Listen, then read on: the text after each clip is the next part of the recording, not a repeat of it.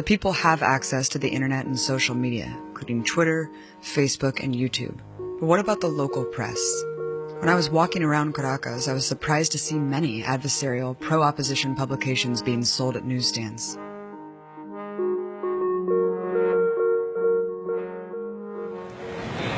So, one thing that we're told in America is that the press in Venezuela is completely controlled by the government.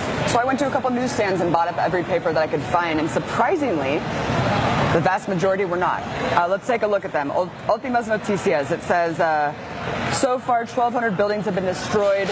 I'm told that this is a neutral paper and that some days it has pro-opposition stuff, some days it has pro-government stuff, so this is a pretty neutral paper. This one's called Diario Via. It says, public power should condemn the violence. It also talks about the young man who was burned alive. And it also says the opposition is provoking a civil war. So that's Diario Via, a leftist paper. Another leftist paper. It says, Maduro, we're going to give constitutional rights to the missions Chavez gave us. And it shows the pro-Chavez march, the huge one that was mostly ignored by opposition people and by Western press. So this is another leftist paper. The other four are completely anti-government papers, all opposition papers. The first one, La Razón. It says, sovereign assembly, sovereign bull. It says, the coup continues. People do not want their speech to be stolen. The next one, Las Verdades de Miguel. So on the front of this one, it says, stop the violence. It basically insinuates that police are causing all the violence. It says, we're brothers, right? Depicting the protesters as totally peaceful guitar players. Who knew? Amazing. And then you have Zeta, which is another opposition paper. It portrays Padrino as some dictator. Padrino's the head of the National Guard here. He looks like Pinochet in this photo. And it's essentially saying the blood is on his hands, right? Todo está en sus manos.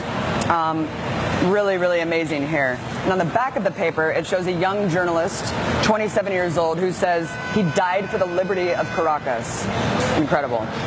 Tal cual, which is the most shocking one of all, perhaps. It says Maduro van 43 víctimas. It's already been 43 victims, essentially all Maduro's fault. Well, we've seen the breakdown. We know the truth there. So, and then of course you see other stories where it's talking about government corruption, Maduro receiving illegal funds, etc. So, out of the 7 papers, 4 are anti-government, 2 are pro-government, and 1 is neutral. They go either way. So, it looks like the press is not as controlled as we think.